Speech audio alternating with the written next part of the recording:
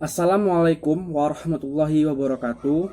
Perkenalkan, nama saya Adi Okta Priyadi, mahasiswa jurusan Ilmu Ekonomi, Fakultas Ekonomi Universitas Negeri Padang. Baiklah, video ini merupakan tugas dari mata kuliah Sejarah Pemikiran Ekonomi dengan dosen Pak Dr. Akpon Satrianto, SEME. Baiklah, di video kali ini kita akan membahas tentang sosialisme sebelum Marx. Baiklah, kita akan masuk ke poin yang pertama, yaitu pengertian sosialisme atau komunisme. Istilah sosialisme selain bisa digunakan menunjukkan sistem ekonomi, selain itu juga bisa digunakan untuk menunjukkan aliran filsafah, ideologi, cita-cita, ajaran-ajaran, atau gerakan. Sosialisme oleh sementara orang juga diartikan sebagai bentuk perekonomian yang pemerintahannya yang paling kurang bertindak sebagai pihak yang dipercayai oleh seluruh warga masyarakat.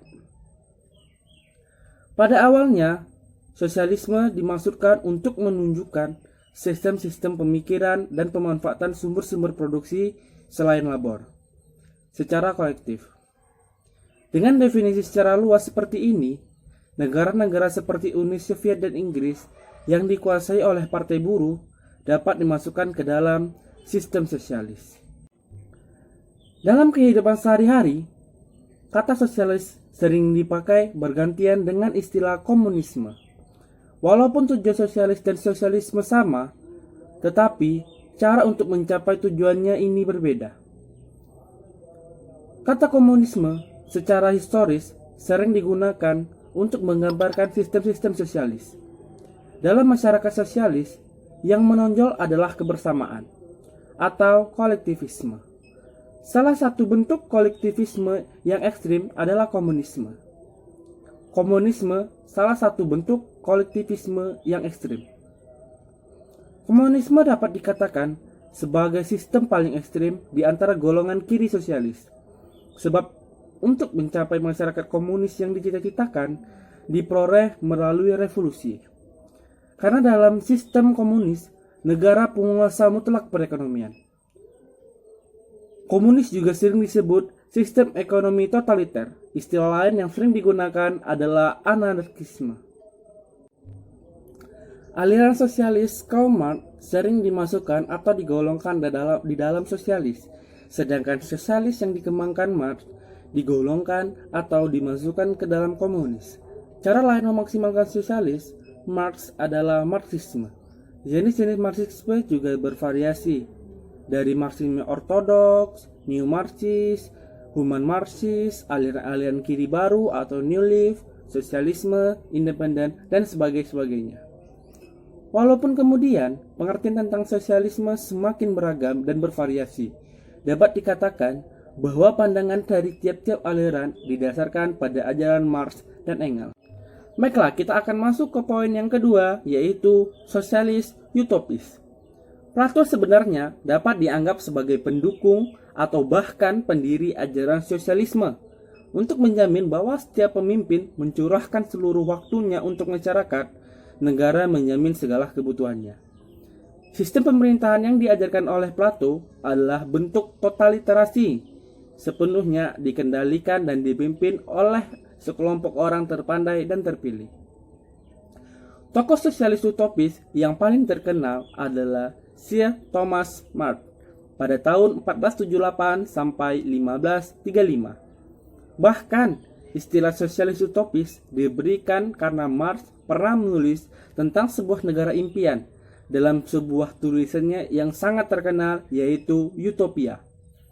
Dan latar belakang penulisan buku yang dimaksud Marx sesungguhnya adalah menyindir kehidupan sosial ekonomi masyarakat di Inggris pada abad ke-16. Pada masa itu, perbandingan antara yang kaya dan yang miskin sangat mencolok. Buku-buku yang sifatnya utopia tersebut banyak mempengaruhi pemikiran sosialis lain di kemudian hari. Misalnya pandangan Comte de Saint-Simon tahun 1760 sampai 1825 jelas sangat dipengaruhi oleh pandangan Francis Bacon melalui bukunya New Atlantis.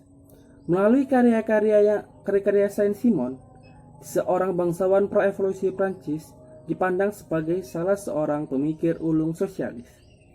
Baiklah, kita akan masuk ke poin terakhir, yaitu poin C, sosialisme komunitas bersama. Ada tokoh-tokoh sosialis yang merealisasikan cita-cita mereka dalam kenyataan. Di antaranya adalah Robert Owen tahun 1771 sampai 1858, Charles Fourier pada tahun 1772 sampai 1837, dan Louis Blanche pada tahun 1811 sampai 1882. Robert Owen saat kanak-kanak sangat menderita. Akan tetapi, berkat keuletannya, Owen kemudian berhasil menjadi seorang pengusaha tekstil yang kaya raya dan mempunyai sebuah pabrik tekstil di New Lanark, Skotlandia. Ide-ide Owen dalam gerakan sosialis dapat dilihat dari bukunya The New of Society tahun 1816. Charles Fourier adalah pengikut ajaran Saint-Simon, yang dalam banyak hal juga banyak persamaannya dengan Owen. Perbedaannya, kalau Owen mendirikan komunitas berdasarkan asas koperasi dalam sebuah paralelogram, Fourier mendirikan Phalanges atau Phalanx. Phalanx merupakan suatu unit komunitas terdiri dari sejumlah orang, sekitar 810 orang, 1000 orang, atau 1620 orang. Untuk merealisasikan cita-citanya, Fourier yang menganggap bahwa kebudayaan Eropa telah bangkrut, pindah ke daerah impian, yaitu Amerika Serikat. Tokoh terakhir yang merealisasikan cita-citanya dengan membentuk sebuah komunitas bersama adalah Louis Blanche. Hanya khusus untuk koperasi produksi yang bertujuan untuk meningkatkan kesejahteraan para anggotanya. Untuk meningkatkan para kesejahteraan anggotanya, ia memberikan kesempatan untuk para pekerjanya untuk memiliki perusahaan.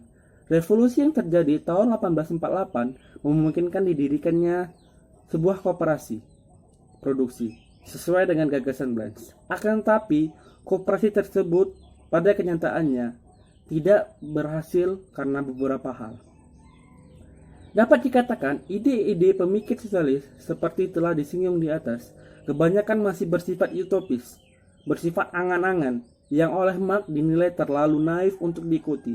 Idealisme mereka memang tinggi, tetapi secara teoritis praktis tidak bisa diterapkan atau direalisasikan. Baiklah, itulah tadi akhir materi pada video kali ini. Mohon maaf apabila ada kesalahan, dan sampai jumpa di video selanjutnya. Bye bye.